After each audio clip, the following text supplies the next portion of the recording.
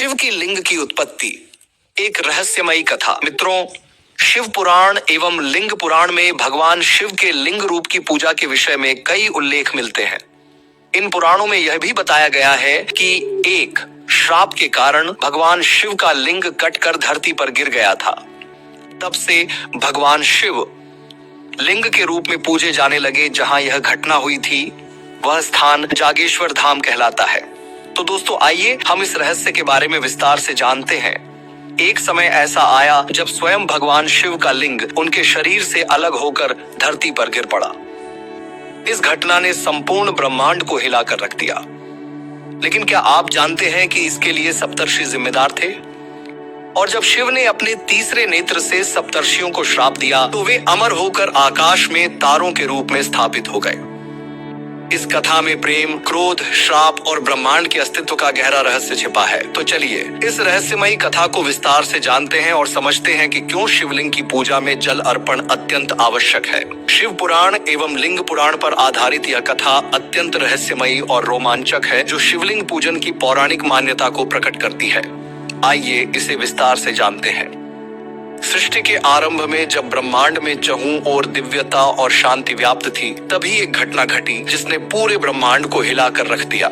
यह कथा हमें शिव पुराण और लिंग पुराण में विस्तार से मिलती है। कहते हैं कि भगवान शिव जागेश्वर धाम के निकट दंडेश्वर क्षेत्र में गहन तपस्या में लीन थे। वह पूर्णतः दिगंबर अवस्था में ध्यानस्थ थे। इसी दौरान सप्तर्षि अपनी पत्नियों के साथ जंगल में कंद मूल और लकड़ी एकत्र करने आए। जैसे ही ऋषि पत्नियों की दृष्टि दिगंबर भगवान शिव के तेजस्वी स्वरूप पर पड़ी, वे शिव के दिव्य तेज से मोहित हो गईं। सप्तर्षियों की पत्नियां काम स्वरूप में आंधी होकर वहीं मूर्छित होकर गिर गईं। तब सप्तर्षियों ने अपनी पत्नियों को ढूंढते हुए वहां पहुंचे और देखा कि शिवा समाधि में लीन है और उनकी पत्नियां मूर्छित पड़ी। तो उन्हें लगा कि भगवान शिवा ने उनकी पत्नियों के साथ व्यभिचार किया है और इस आशंका में वे भगवान शंकर को श्राप दे बैठे और बोले कि तुमने हमारी पत्नियों के साथ व्यभिचार किया है। उन्होंने बिना किसी सत्य को जाने भगवान शिव पर अनैतिक आचरण का आरोप लगा दिया और क्रोधित होकर उन्हें श्राप दे दिया। हे शिव, तुमने हमारी पत्नियों के मन को विचलित कर दिया है, अतः तुम्हारा लिंग, शरीर का यह भाग तुरंत अलग होकर पृथ्वी पर गिर जाएगा। सप्तर्षियों के इस कठोर श्राप के प्रभाव से भगवान शिव का लिंग उनके शरीर से अलग हो पृथ्वी पर गिर पड़ा। जैसे ही यह हुआ, पूरे ब्रह्मांड में उथल पुथल मच गई। पृथ्वी, आकाश और पाताल तीनों लोकों में हलचल होने लगी। देवता और ऋषि भयभीत हो उठे। प्रकृति का संतुलन बिगड़ने लगा। जब शिवलिंग की स्थापना हुई, इस विनाशकारी स्थिति को देखकर सभी देवता भगवान विष्णु और भगवान ब्रह्मा के पास पहुंचे और समाधान खोजने का अनुरोध किया। तभी श्री हरि विष्णु ने कहा, इस समस्या का समाधान केवल मां पार्वती के पास है। वे ही इस विकट परिस्थिति को संभाल सकती हैं। देवताओं ने शिव से प्रार्थना की कि वे देवी पार्वती की उपासना करें। भगवान शिव ने देवी पार्वती की कठोर तपस्या की। उनकी तपस्या से प्रसन्न होकर माता पार्वती ने स्वयं योनि रूप में प्रकट होकर शिवलिंग को धारण किया। इस घटना के पश्चात भगवान शिव और मां पार्वती का यह पावन स्वरूप शिवलिंग के रूप में प्रतिष्ठित हुआ। जिस स्थान पर भगवान शिव का लिंग पृथ्वी पर गिरा था, वही स्थान आज जागेश्वर धाम के रूप में प्रसिद्ध हुआ। यह माना जाता है कि यहीं से शिवलिंग की पूजा का प्रचलन प्रारंभ हुआ। शिवलिंग पर जल चढ़ाना अनिवार्य क्यों? क्या आपने कभी सोचा है कि शिवलिंग बिना जल अर्पण के क्यों नहीं रह सकता? आखिर क्यों जल चढ़ाने से ही भोलेनाथ प्रसन्न होते हैं? क्या यह केवल परंपरा है या इसके पीछे कोई गहरा रहस्य छिपा है? शिवलिंग की पूजा से संबंधित कई और पौराणिक कथाएं भी प्रचलित हैं। इनमें से दो प्रमुख कथाएं इस प्रकार हैं। सती और कामदेव की कथा। जब माता सती ने अपने पिता दक्ष के यज्ञ में योगाग्नि से अपने प्राण त्याग दिए, तब भगवान शिव अत्यंत क्रोधित हो गए। उन्होंने सती के मृत शरीर को अपने कंधों पर रखकर तांडव नृत्य किया। इससे संपूर्ण सृष्टि संकट में पड़ गई।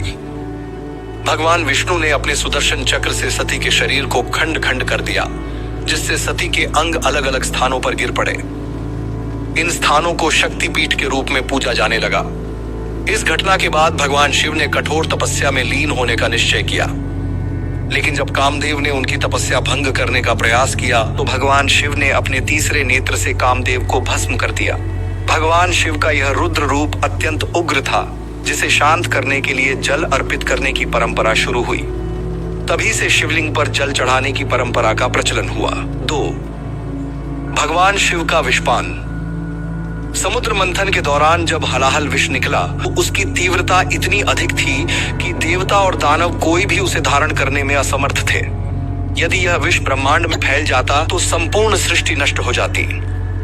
तब भगवान शिव ने संसार की रक्षा के लिए उस विष को अपने कंठ में धारण कर लिया। इस विष के प्रभाव से उनका कंठ नीला पड़ गया और वे नीलकंठ कहलाए। इस विष की तीव्र जलन को शांत करने के लिए और देवताओं ने उन पर जल अर्पित किया। तभी से शिवलिंग पर जल चढ़ाने की परंपरा शुरू हुई, जिससे शिव जी की उग्रता शांत रहे। तभी से भगवान शिव के लिंग को ठंड रखने के लिए हमेशा जल चढ़ाया जाता है और साथ ही शिव के लिंग के ऊपर एक कलश रखा जाता है, जिससे हमेशा शिव की लिंग में ठंडक रहे और भोलेनाथ नॉर्मल रहे, अपने भक्तों पर प्रसन्न रहे। दोस्तों, शिवलिंग केवल एक पत्थर का टुकड़ा नहीं है, बल्कि यह सृष्टि की मूल ऊर्जा का प्रतीक है। यह सृजनाश और पुनर्निर्माण की चक्रधारी शक्ति का प्रतिनिधित्व करता है। शिवलिंग की पूजा करने से भक्तों के सभी पाप नष्ट हो जाते हैं और उन्हें मोक्ष की प्राप्ति होती है। हर हर महादेव। क्या आप भी इस दिव्य कथा को सुनकर शिव की महिमा में लीन हो गए? आपकी इस कथा पर क्या राय है? कमेंट में जरूर बताएं। अगर आपको यह वीडियो पसंद आई हो तो इसे लाइक और शेयर जरूर करें। शिव जी की महिमा को जन जन तक पहुंचाएं।